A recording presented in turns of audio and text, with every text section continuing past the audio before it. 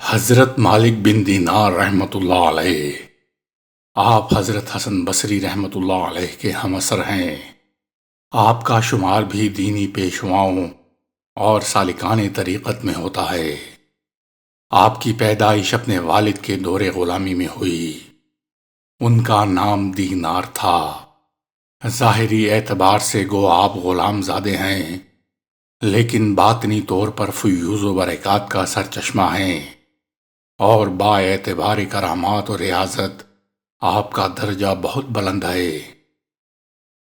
ایک مرتبہ آپ کشتی میں سفر کر رہے تھے، اور جب منجدھار میں پہنچ کر ملاح نے کرایہ طلب کیا تو فرمایا میرے پاس دینے کو کچھ بھی نہیں ہے۔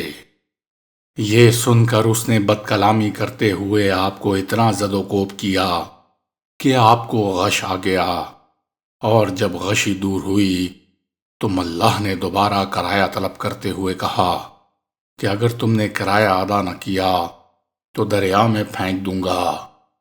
اسی وقت اچانک کچھ مچھلیاں منہ میں ایک ایک دینار دبائے ہوئے پانی کے اوپر کشتی کے پاس آئیں، اور آپ نے ایک مچھلی کے منہ سے دینار لے کر کرایہ ادا کیا۔ ملاح یہ حال دیکھ کر قدموں میں گر پڑا، اور آپ کشتی میں سے دریا پر اتر گئے اور پانی میں چلتے ہوئے نظروں سے اوجھل ہو گئے۔ اسی وجہ سے لفظ دینار آپ کے نام کا حصہ بن گیا۔ آپ نہایت خوبصورت اور بہت دولت مند تھے، اور دمشق میں سکونت پذیر تھے۔ حضرت معاویہ کی تیار کردہ مسجد میں اعتکاف کیا کرتے تھے۔ ایک مرتبہ خیال آیا کہ کوئی صورت ایسی پیدا ہو جائے کہ مجھ کو اس مسجد کا متولی بنا دیا جائے۔ چنانچہ آپ نے اعتکاف اور اتنی کثرت سے نمازیں پڑھیں کہ ہر شخص آپ کو ہمہ وقت نماز میں مشغول دیکھتا، لیکن کسی نے بھی آپ کی طرف توجہ نہیں کی۔ پھر ایک سال بعد جب آپ مسجد سے برآمد ہوئے تو ندائے غیبی آئی کہ اے مالک، تجھے اب توبہ کرنی چاہیے۔ چنانچہ آپ کو ایک سال تک اپنی خود غرضانہ عبادت پر شدید رنج و شرمندگی ہوئی، اور آپ نے قلب کو ریا سے خالی کر کے خلوص نیت کے ساتھ ایک شب عبادت کی تو صبح کے وقت دیکھا کہ مسجد کے دروازے پر ایک مجمع ہے جو آپس میں کہہ رہے ہیں کہ مسجد کا انتظام ٹھیک نہیں ہے، لہذا اسی شخص کو متولی بنا دینا چاہیے اور تمام انتظامی امور اس کے سپرد کر دیے جائیں۔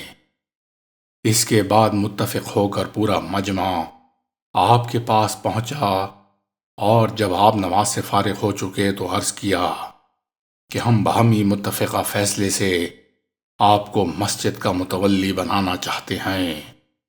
آپ نے اللہ تعالیٰ سے عرض کیا کہ اے اللہ، میں ایک سال تک ریاکارانہ عبادت میں اس لیے مشغول رہا کہ مجھے مسجد کی تولیت حاصل ہو جائے، مگر ایسا نہ ہوا۔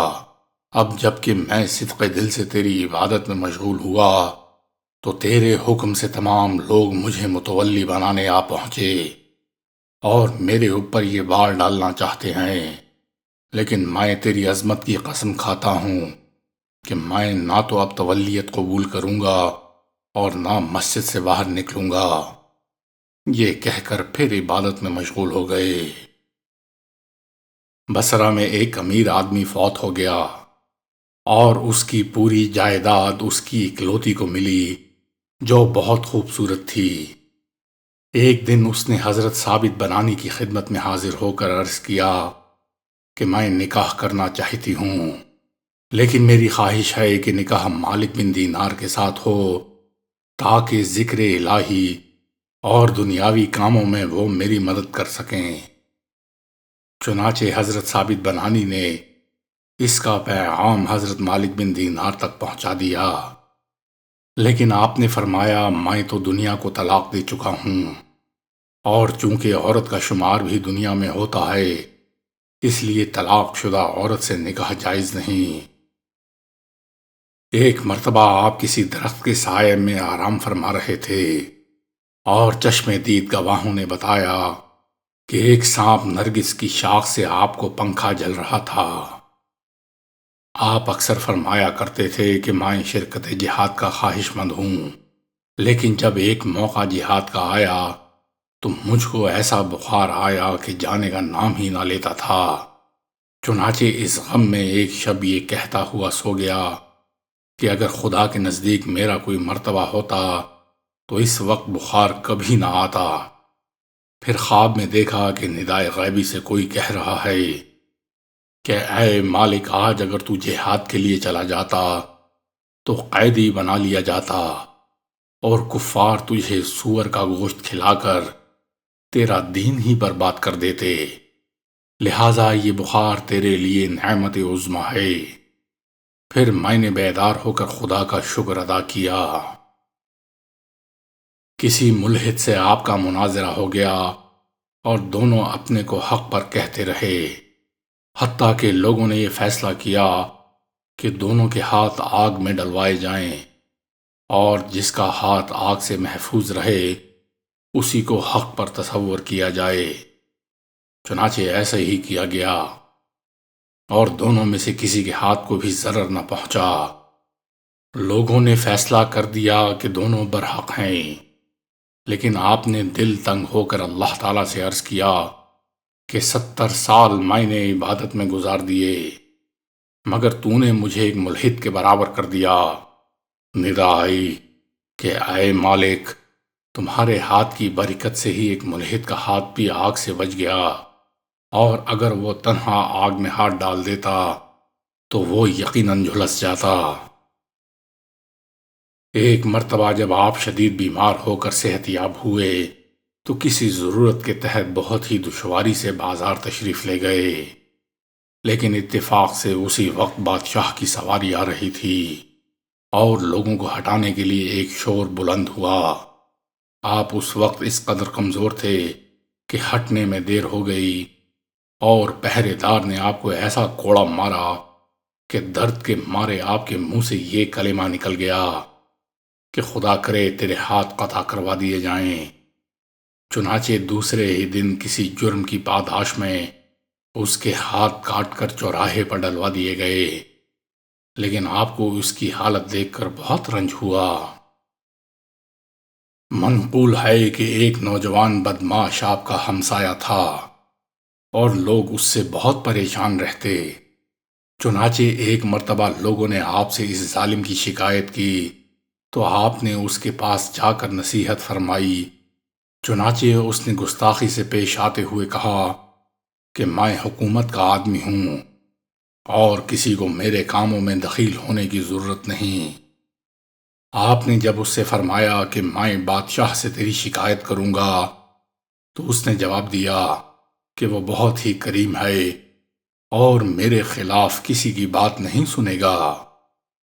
آپ نے فرمایا کہ اگر وہ نہیں سنے گا تو میں اللہ تعالیٰ سے عرض کروں گا۔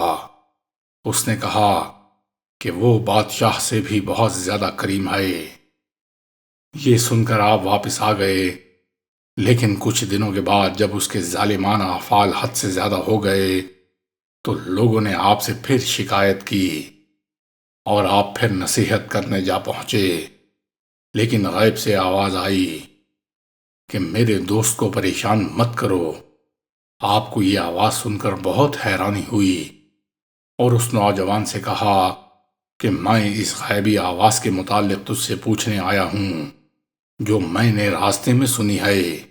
اس نے کہا کہ اگر یہ بات ہے تو میں اپنی تمام دولت راہ خدا میں خیرات کرتا ہوں، اور پورا سامان خیرات کر کے نامعلوم سمت کی طرف چلا گیا، جس کے بعد سوائے مالک بن دینار کے کسی نے اس کو نہیں دیکھا، اور آپ نے بھی مکہ معظمہ میں اس حالت میں دیکھا کہ بہت ہی کمزور مرنے کے قریب تھا اور کہہ رہا تھا کہ خدا نے مجھ کو اپنا دوست فرمایا ہے، اس پر اور اس کے احکام پر جان و دل سے نثار ہوں، اور مجھے علم ہے کہ اس کی رضا صرف عبادت سے ہی حاصل ہوتی ہے، اور آج سے میں اس کی رضا کے خلاف کام کرنے سے تائب ہوں۔